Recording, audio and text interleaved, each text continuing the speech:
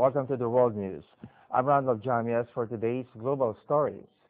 We start the news with Thai Prime Minister Yingluck Shinawatra, who visited the multi-billion-dollar Dec-18-12 project in Myanmar on Monday. The $50 billion complex is planned to include a deep-sea port, steel mills, a petrochemical complex, and power plants. On her one-day visit, Yingluck and Myanmar President U Thein Sein discussed the development of the project, which is expected to start taking shape in 2013. Thailand is keen to see Dec-18-12 get off the ground as it is ideally placed to provide its companies with a low-cost base for heavy industry. Meanwhile, the wreck of a Soviet submarine lost during World War II has been found in the Baltic Sea 71 years after it sank. The Swedish military said on Monday the submarine, believed to have been lost on patrol late 1941, was found in the Swedish economic zone southeast of the Baltic island of Åland in an area which German forces had mined during the war. On its website, the military posted a video of the wreckage, which had broken into two large sections.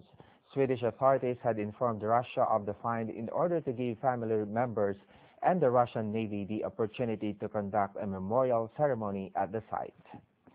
In our next story, let's go to Thailand. The Golden Triangle, where the borders of Myanmar, Laos, and Thailand meet, has historically been known for illegal cultivation of opium. But now the region is producing a more luxurious product, coffee, brewed with the help of some gentle giants. Here's the full story.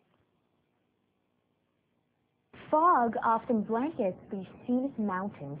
Jungle canopies keep the area cool.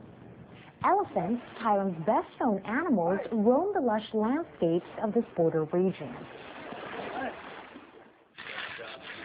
Coffee made from beans picked from elephant dung does not come cheaply. A single cup costs $50, but affluent tourists are willing to pay.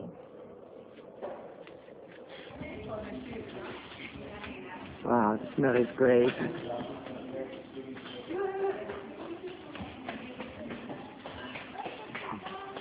Very good. We have a lot of people coming for the elephants here for activities. They want to experience something special on the top. So this response so far, I can say, is amazing. The coffee is made at the Golden Triangle Asian Elephant Foundation. Many of these animals were taken to cities to perform in the streets for money. Now, the facility provides a safe haven for 26 of them. Besides their primary diet of grass, they also eat locally grown Arabica coffee berries mixed with snacks like bananas. 15 to 24 hours after they're excreted, beans are picked out of the dung by hand, then thoroughly washed and dried. It takes up to 33 kilograms of raw coffee berries to produce just 1 kilogram of black ivory coffee. Mass production is impossible, and this year only 70 kilograms were produced. Canadian entrepreneur Blake Dinkin has been developing the plant for the past 9 years. He studied production of Southeast Asia's famous civet coffee made using beans digested by small mammals. He honed his skills in Indonesia, but the spread of the SARS virus to civet forced him to rethink. I asked myself, what's an animal that's going to be large enough for production, safe enough for me to get close to, that's accessible, and that has a single stomach so that the beans aren't going to get destroyed. And that's when I thought an elephant made sense. Unlike civets, elephants are herbivores. They're able to ferment the coffee better, giving it a fruity taste. 8% of sales goes towards caring for the elephants. The mahouts welcome the extra income. Adventurous coffee lovers find the ultimate taste test here in the Golden Triangle. And their willingness to try something new supports the welfare of the region's famous animals. Tha Thiraphaphan, NHK World, Chiang Rai Province, Northern Thailand. We should try that coffee. Moving on, in recent years, along with the popularization of the Chinese language, Confucius Institutes have expanded rapidly all over the world. They not only promote the Chinese language, but also facilitate cultural exchanges. Now let's head to the UK and Italy and visit the Confucius Institutes there. The United Kingdom has the largest number of Confucius Institutes in Europe, with 20 throughout the country and 4 located in London. This is a Chinese clinic in London, so the staff are not Chinese. The doctors here are all either British or from other countries. All of them can speak Chinese, play Tai Chi, and most importantly, they're all acupuncture practitioners, which is very popular in the UK. We're looking at a partnership in order to get acupuncture and TCM used in a London centre. We hope this might be one of the London teaching hospitals or possibly one of the big major primary care clinics. This is the Confucius Institute for Business in London. The students here are all executives from large companies such as HSBC, Ernst & Young, and Deloitte. Those companies experience increasing demand in Oriental markets. They are eager to learn more about Chinese culture so they can enter into the Chinese market. In Italy, the Confucius Institute organizes more than 200 performances and events each year.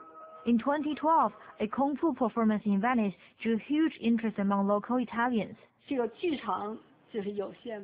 We had limited capacity. There was only enough space for 250 people.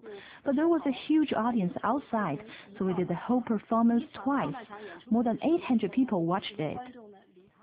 The performance thrilled local people, and at the same time, another traditional Chinese performance was entertaining audiences in Italy's capital. The Confucius Institute may not have been so well known in 2004. But as China's economic influence spreads globally, so are the branches of this Chinese Institute of Learning, and more people are interested in learning about China's language and culture. Yuan Yani, CCTV.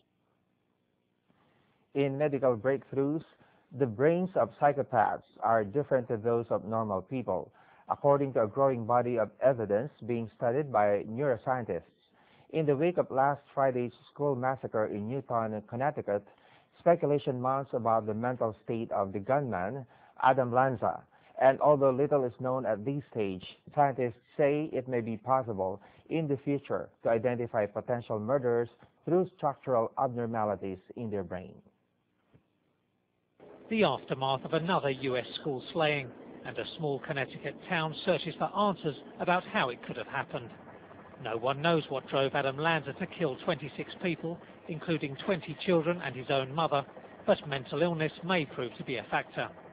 According to neuroscientists, clues may lie in the structure of his brain.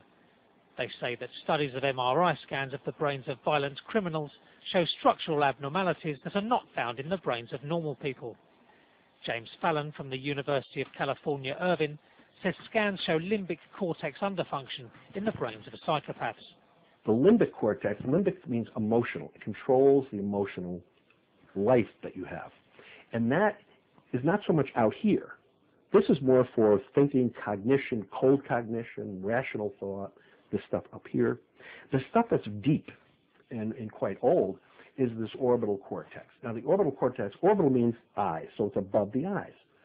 Fallon says scans show psychopaths' brains invariably share the same characteristics. They all had the same underlying pattern, which is damage or loss of function to the orbital cortex, right above the eyes, and to the front of the temporal lobe. This whole limbic or emotional cortex that's shaped like a C in the brain. And I noticed it was in all of them. So some of them only had that damage. And all of those that I've looked at, they turn out to be psychopaths. Across the Atlantic, researchers at King's College London's Institute of Psychiatry have conducted similar studies. The results showed psychopaths had significantly less grey matter in the anterior rostral prefrontal cortex and temporal poles than normal brains. This is all grey matter, so this is just picking out those areas which are statistically particularly reduced in the psychopathic group. And the areas in dark red are those in which there's highly significant grey matter volume loss in the psychopathic group. Forensic psychiatrist Nigel Blackwood says the childhood of psychopaths can be crucial. The studies that have been done in our lab looking at callous unemotional children are in children at 9, 10, 11. And we can show brain differences, but we as yet don't know the predictive power of those differences. So some with, at the extreme end, with quite a bit of grey matter volume loss, are they the ones most likely to go on to be adult psychopaths, for example? Linking psychopathy to brain function raises the prospect of more killers arguing a defence of insanity. James Holmes allegedly shot dead 12 people and wounded 58 at a Colorado cinema in July. Reports suggest his defence team may offer a not guilty plea by reason of insanity. In the case of Norwegian mass killer Anders Breivik, sentenced to preventive detention for killing 77 people, court-appointed psychiatric teams reached opposite conclusions about his mental health. Yet Blackwood believes that within a decade, studies like his may be used to prove the diminished responsibility of psychopathic criminals. Although for the people of Newtown, Connecticut, the pain of what happened on Friday the 14th of December is likely to endure for much longer. Still in the U.S., a Pennsylvania woman who became paraplegic through a genetic disease has been able to feed herself for the first time in nearly 10 years using mind-controlled robotic arm. A research team at the University of Pittsburgh School of Medicine developed a device that can move in 7 dimensions and perform many of the natural and complex motions of a real arm in everyday life.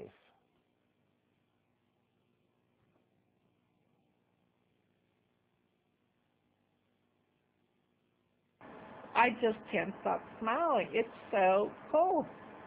I'm moving things. I have not moved things for about 10 years. The researchers used a real-time brain scanning technique called functional magnetic resonance imaging to find the exact part of the brain that lit up after the patient was asked to think about.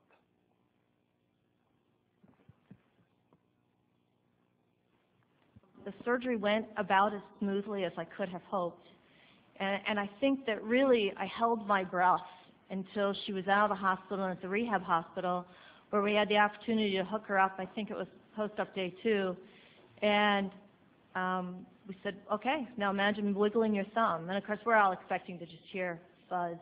And instead, what we hear is that rush of the neurons coming and then activating again for each time she imagines wiggling her thumb. The electrodes are connected to the robotic hand via a computer. After weeks of training, she learned to master the control of the hand. I want to do that, and my brain knows what things to move to make that happen.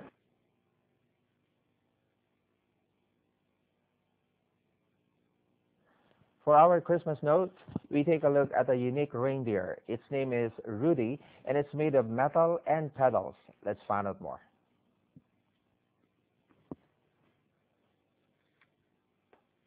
Rudy the reindeer is rolling out right in time for Christmas.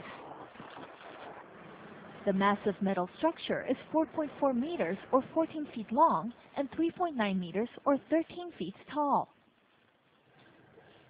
Its creator is German bicycle maker D.D. Senft, whose wheeled creations have become a common sight during major European sporting events such as the Tour de France and countless soccer championships. But Rudy has a special purpose, and like his namesake, will pull a large sleigh. He is supposed to go in front of the largest Christmas sleigh in the world and also be lit. And it is supposed to look like Rudy flies across the sky with a big sleigh to the angels and picks up the presents, which he then gives out to the well-behaved children. Despite its bulky look, Senft says that Rudy is easy to steer. And just like Santa himself, Senft has some help at hand from a little elf in the form of his grandson. And that's the first half of our stories. Don't go away. We'll be back shortly.